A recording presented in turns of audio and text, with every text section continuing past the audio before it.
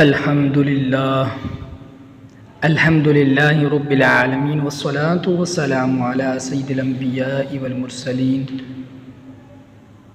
اما بعد فاعوذ باللہ من الشیطان الرجیم بسم اللہ الرحمن الرحیم الصلاة والسلام علیک یا رسول اللہ وعلی آلک وصحابک یا حبیب اللہ الصلاة والسلام علیک یا نبی اللہ وعلی آلک وصحابک یا نور اللہ۔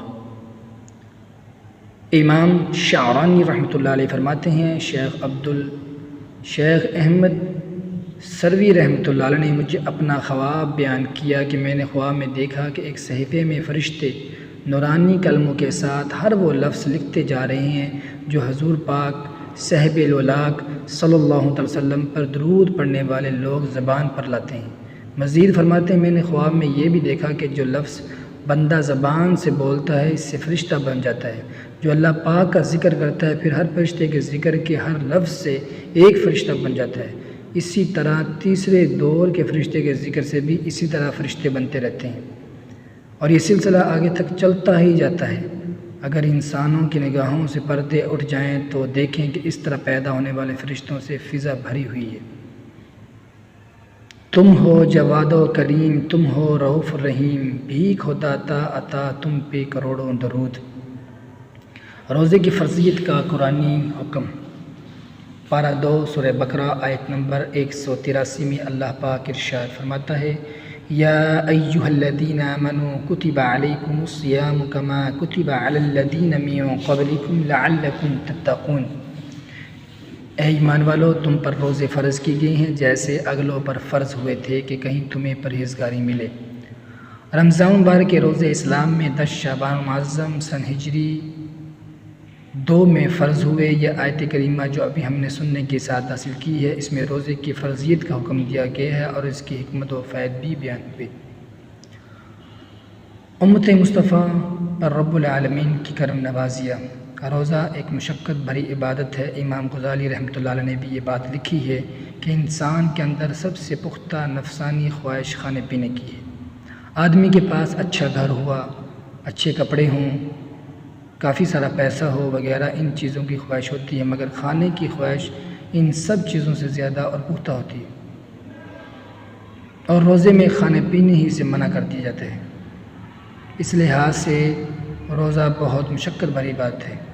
اب یہاں اللہ پاک کی کرم نوازیاں دیکھیے، محبوب کریم رؤوف رحیم صلی اللہ علیہ وسلم کے صدقے رب کائنات ہم غلامان مصطفیٰ پر کیسی کیسی کرم نوازیاں فرماتا ہے۔ روزہ رکھنا اللہ پاک کا حکم ہے، وہ ہمارا خالق ہے، مالک ہے، رازق ہے، رب کائنات ہے، وہ جیسے چاہے جب چاہے جس چیز کا چاہے حکم دے، ہم اس کے احکام ماننے کے پابند ہیں۔ اللہ پاک اگر یوں فرما دیتا کہ تم پر رمضان کے روزے فرض ہیں تب بھی ہم پر یہ حکم ماننا لازم تھا۔ ہم غلامان مصطفیٰ کو روزے رکھنے کا حکم تو دیا گیا، مگر یہ حکم سنانے کا انداز کتنا پیارا، رحمت بھرا ہے۔ سب سے پہلے تو خطاب کے الفاظ دیکھیے، کتنے خوبصورت الفاظ سے ہم غلامان مصطفیٰ صلی اللہ تعالی علیہ وآلہ وسلم کو مخاطب کیا گیا۔ یا ایھا الذین آمنوا، اے ایمان والو۔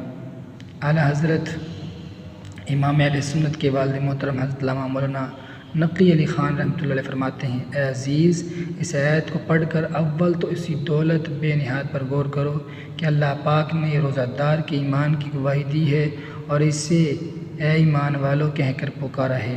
اگر ذوق سلامت ہو، دل میں محبت الہی کی روشن شمع ہو تو اس خطاب کی لذت کو ذرا محسوس کیجیے، کیسا حسین خطاب ہے۔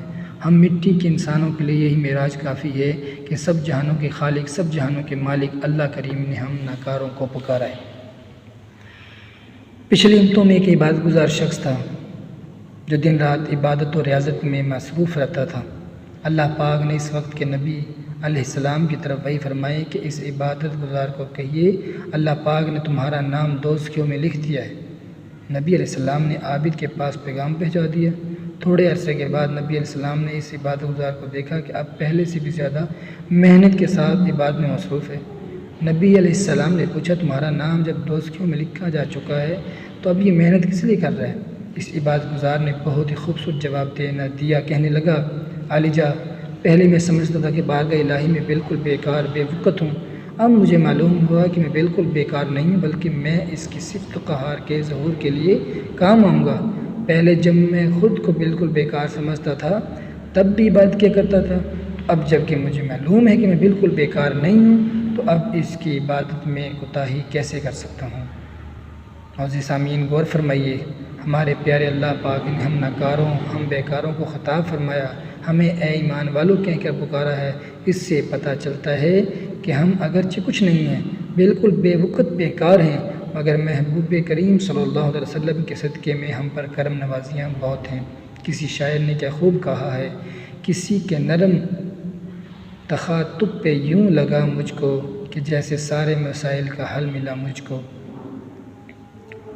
والد اپنے بچے کو نرم لہجے میں پکار لے تو بچے کی دنیا بدل جاتی ہے، اسے قیمتی سہارا مل جاتا ہے، پریشان دل کو سکون اور ڈھارس مل جاتی ہے۔ اب اندازہ کیجیے ہمارے رب کریم نے ہمیں پکارا، اے ایمان والو کہہ کر پکارا ہے۔ سابقہ امتوں کی مثال، روزے کے متعلق اس ایک حکم میں ہم غلامان مصطفیٰ کی کیسی کیسی ڈھارس بندائی گئی۔ اس کا ایک اور نرالا انداز دیکھیے، اللہ پاک نے فرمایا کتب علیکم الصیام کما کتب علی الذین من قبلکم، تم پر روزے فرض کی گئے جیسے اگلوں پر فرض ہوئے تھے۔ اگر کوئی شخص بیمار ہو جائے اور اس بیماری کو سر پر سوار کر لے، پریشانی میں ڈوب جائے، تو ڈاکٹر کا صرف ایک جملہ اس کی پریشانی دور کر دیتا ہے۔ ڈاکٹر جب کہتا ہے پریشان ہونے کی ضرورت نہیں، موسم تبدیل ہو رہا ہے، آج کل عموماً لوگ بیمار ہو رہے ہیں، بس اسی سے اس کی پریشانی دور ہو جاتی ہے۔ اسی طرح روزہ بھی پرمشقتی عبادت ہے۔ سحر سے افطار تک بھوکا رہنا، چاہے سخت گرمی ہو، گلا سوکھ رہا ہو، پانی موجود ہو، پھر بھی پیاس پر قابو پانا آسان کام نہیں۔ ہم غلامان مصطفیٰ صلی اللہ علیہ وسلم کو اس پرمشقت عبادت کا حکم دینا تھا۔ رب کائنات نے ہماری ڈھارس بندائی اور فرمایا، اے میرے محبوب صلی اللہ علیہ وسلم کے غلاموں، پریشان نہیں ہونا، یہ مشقت صرف تمہارے لیے نہیں ہے، تم سے پہلی امتیں بھی روزے رکھتی تھیں۔ اعلیٰ حضرت کے والد محترم مولانا نقی علی خان رحمۃ اللہ نے اس جگہ ایک اور ایمان افروز مدنی پھول دیا۔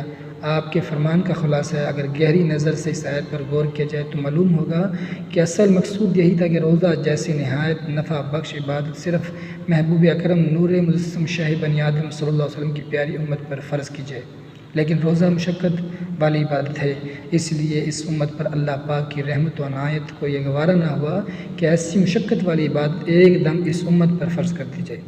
لہٰذا اللہ پاک نے اپنی حکمت کاملہ سے یہ اندازہ اختیار فرمایا کہ حضرت آدم علیہ السلام سے لے کر حضرت عیسیٰ علیہ السلام تک ہر مذہب و ملت میں روزہ فرض قرار دیا گیا، تاکہ جب محبوب رب اکبر دو جہاں کے سرور دو جہاں صلی اللہ علیہ وسلم کے ناز و پلے غلاموں پر یہ عبادت فرض کرنے کی باری آئے تو وہ پچھلی امتوں کا حال سن کر بے تکلف روزہ رکھیں اور انہیں مشقت اور پریشانی نہ ہو۔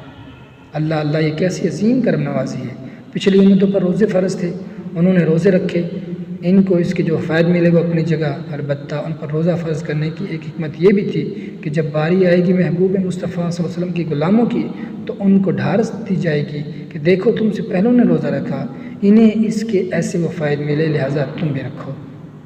روزہ دارو جھوم جاؤ کیونکہ دیدار خدا خلد میں ہوگا، تمہیں یہ وعدہ رحمان ہے۔ پھر ایک اور اعتبار سے اللہ پاک کی عنایت و مہربانی ملاحظہ کیجیے، ارشاد ہوا ایاما معدودات، گنتی کے دن ہیں۔ مولانا مفتی نقی علی خان رحمۃ اللہ فرماتے ہیں یہ الفاظ بھی اللہ پاک کی کمال و عنایت کی دلیل ہے۔ اس سے معلوم ہوا کہ اللہ رحمان رحیم کو انتہا سے زیادہ اس امت کو دل جوئی منظور ہے۔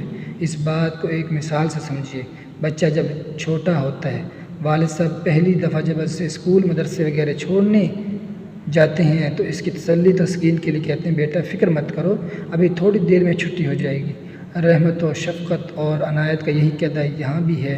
اللہ پاک نے اپنے محبوب صلی اللہ علیہ وسلم کے غلاموں کو تسلی دی اور فرمایا فکر مت کرو، روزے کی فرضیت صرف چند ہی دن کے لیے ہے، یہ چند دن مشقت برداشت کر لو، جیسے ہی ماہ رمضان مکمل ہوگا، عید کا چاند نظر آ جائے گا، تمہاری یہ مشقت بھی ختم ہو جائے گی۔ تم دنوں کی گنتی نہ کرو، روزے کی مشقت پر نگاہ نہ رکھو، اس کے مفائد پر غور کرو، روزے رکھو گے تو کیا ملے گا؟ ارشاد فرمایا لعلکم تتقون، کہ کہیں تمہیں پرہیزگاری ملے، یعنی روزے کی برکت سے تمہیں تقوی جیسی عظیم نعمت مل جائے گی۔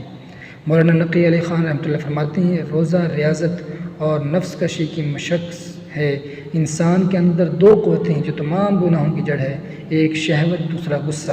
یہ دونوں قوتیں زیادہ کھانے پینے سے بڑھتی ہے اور کم کھانے پینے سے کمزور ہوتی ہے۔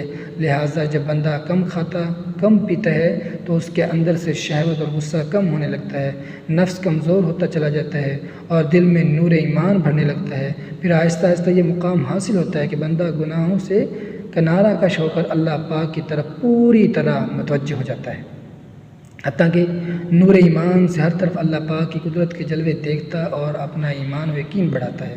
محمد عربی مکی مدنی مصطفیٰ صلی اللہ علیہ وسلم نے فرمایا، اپنے پیٹ بھوکے رکھو، اپنے جگر پیاسے رکھو، تم اللہ پاک کو ظاہر و عیاں یعنی ہر طرف اس کی قدرت کے نشان دیکھو گے۔ ایک حدیث پاک میں فرمایا، شیطان انسان کے بدن میں خون کی طرح گردش کرتا ہے۔ تنگ کرو۔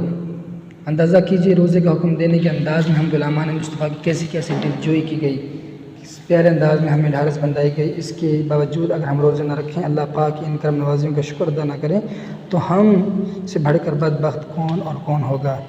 اللہ پاک ہم سب کو رمضان مبارک میں خوب خوب روزے رکھنے کی توفیق عطا فرمائے، روزے کی برکت سے ظاہری بیماریوں سے بھی شفا عطا فرمائے اور باطنی بیماریوں سے بھی شفا دے، تقوی پرہیزگاری کی دولت بھی نصیب عطا فرمائے، آمین بجاہ النبی الامین صلی اللہ تعالی علیہ وآلہ۔